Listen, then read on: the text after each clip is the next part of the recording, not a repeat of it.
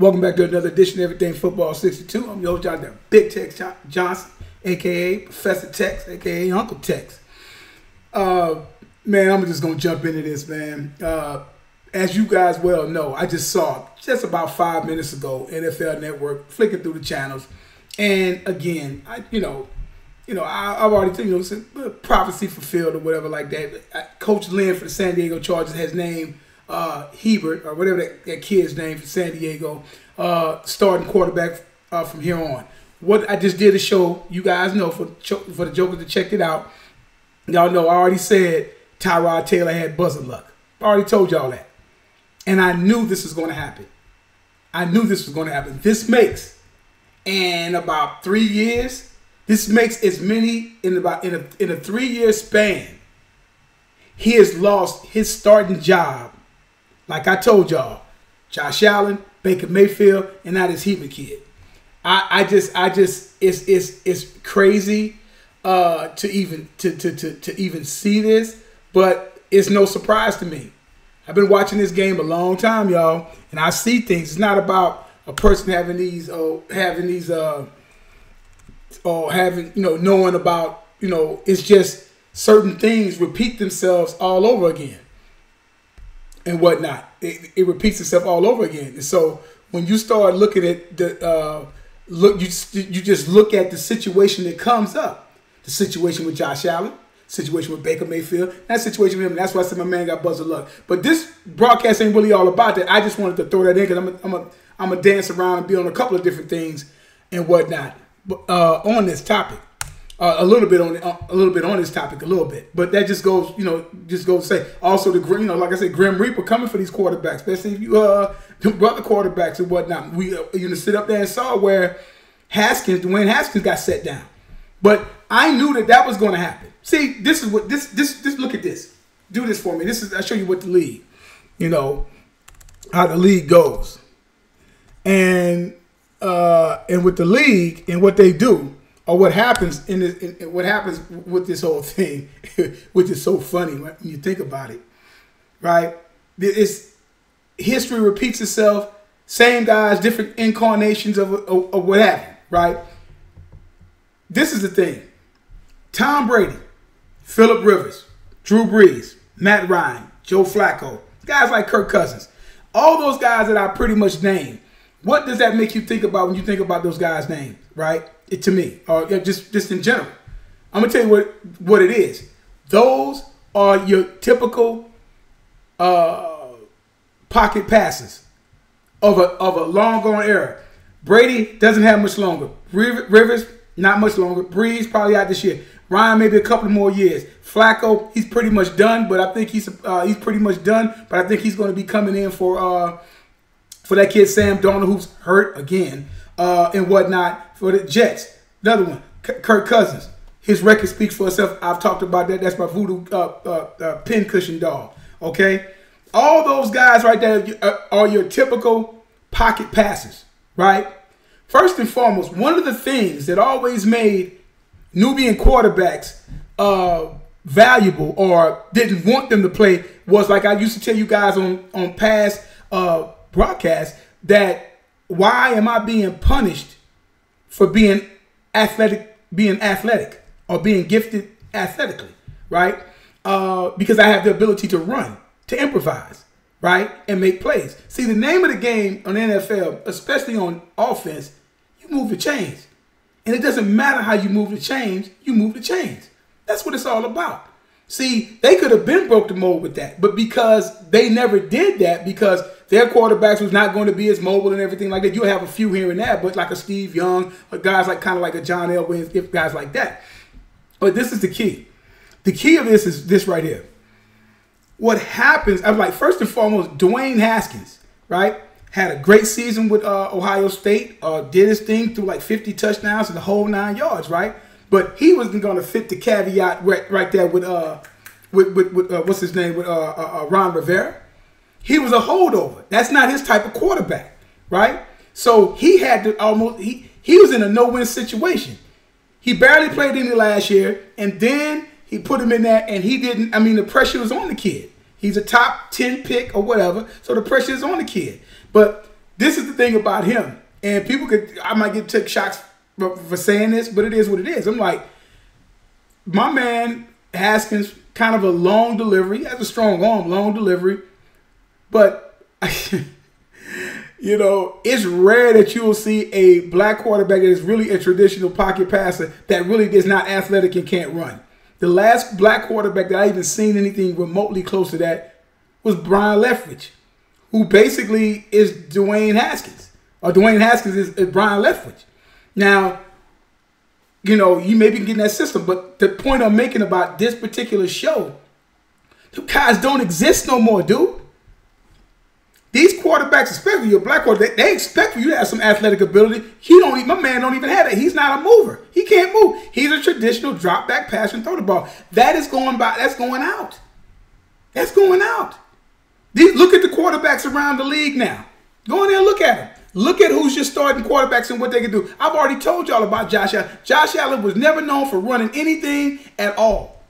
Running nothing at Wyoming. All of a sudden now he's a dual threat quarterback. You know why? He has to, because that's what the league is changing into. You look at a guy like the veteran that's kind of in that other group, but not in that group. He's not going to run. He'll run if he has to. He is so nimble. That's Aaron Rodgers is athletic. People end up to act like Aaron Rodgers is really athletic, extremely athletic, and he can throw it from anywhere.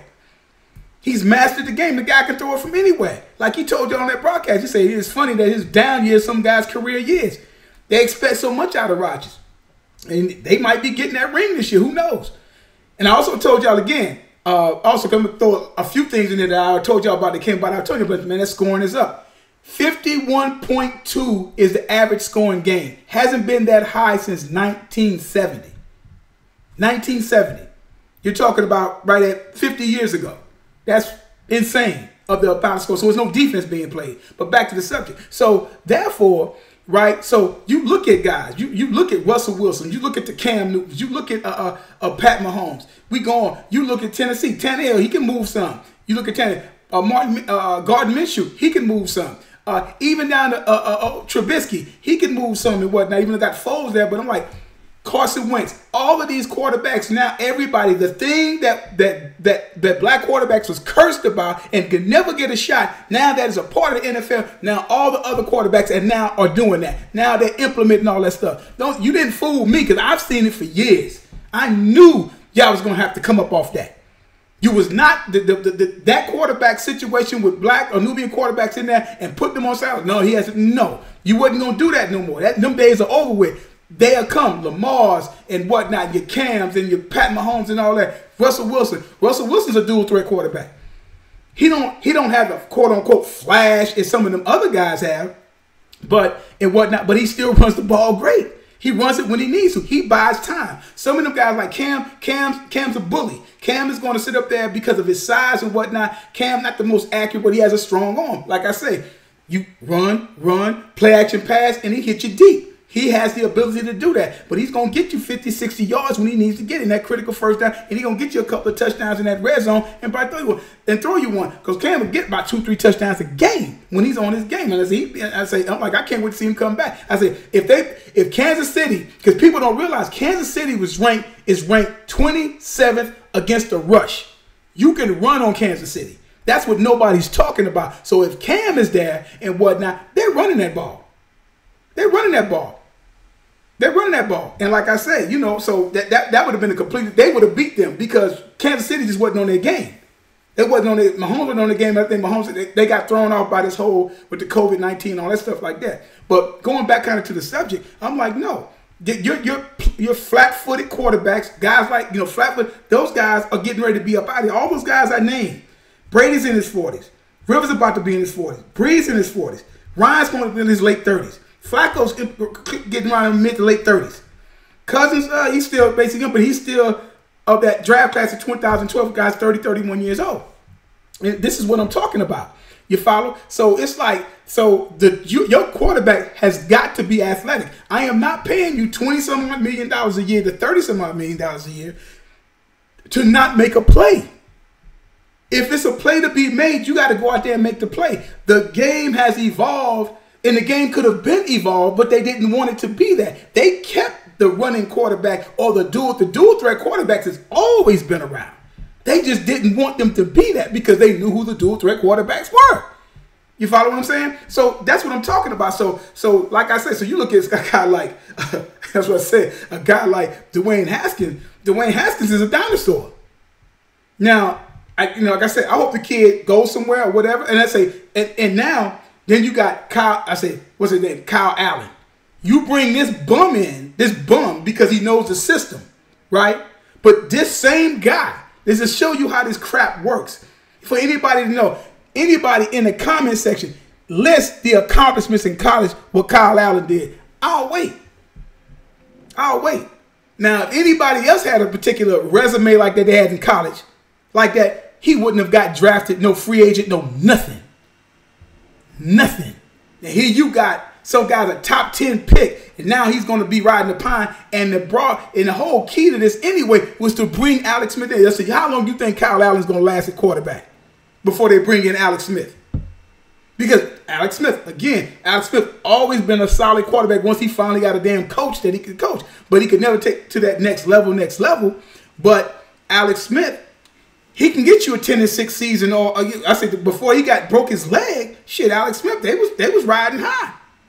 So he's athletic. He can move. He's mobile. I don't know what he can do now. Broke leg, I don't know, but he is that type of guy. You know what I'm saying? So he's able to pretty much you'll be able to pull that off. But we'll see what happens. But here you got Kyle Allen. He's taking over for that of Haskins, and Haskins didn't have a bad game, but I'm like, but Rivera was looking for him to pull a puck because he's not his type of quarterback, period. So my man was at a losing situation. He had to play perfect, and that just wasn't going to happen. So he might not even be that next year. So who knows? Because that's Bruce Allen them, or whatever, or Gruden's them last draft pick or whatever like that. So that's how that went. So that's how that's going right there. But I just find that funny how this is played out. And I told you guys this. I told y'all that. You know what I'm saying? I'm like, so gone other days are these guys, Rivers, Brady, Drew Brees, Ryan Flacco, Cousins. Man, them guys are dinosaurs now, man. You got to know how to move and basically be able to tuck that ball and run it 4 or 5 times a game and get you some damn yards and get you that critical first down, or make somebody move, or make somebody miss, or what have you, in order for you to sit up there and be on this doggone team and be your quarterback. Your quarterback has to be on some dual threat type stuff. That's where it's at, and that's due to that of them finally, because literally this game, the college game, is coming to pro game, because that's just what it is. And your quarterback is going to have to do that. All of a sudden, Josh Allen is known as a dual threat quarterback. In Wyoming, with that 1 year he basically had, like, come on, man. See, and that's what I'm talking about. And I'm not mad at the kid. I'm just saying, for somebody who's been watching football 40-some years, you heard the BS for decades, and look at it now. And now they ease him on in. Man, he's athletic. He's dual threat. He's putting up numbers just like Lamar Jackson. You're like, okay, we'll see. Again, it is early. But yeah, I told you guys. I said, yeah, dual threat quarterback. You got to be dual threat. You're going to play in the league now. You ain't going to be one of these cement block people like a Peyton Manning, sit back there and pat your feet like a Tom Brady. Dude, no. We paying you too much money. You go make a play. Running. You got to do all of that. All right? I might be back a little later on with a little something, man. But like I tell you guys all the time, like I say, y'all like everything, subscribe to the channel. Smash the like button. Leave some comments down. We have some dialogue and whatnot. And I tell you guys all the time, there is no GOAT. There's no greatest of all time as long as time's still going on. And like I tell you guys all the time, numbers don't lie and get emotional. People do. Y'all have a good one.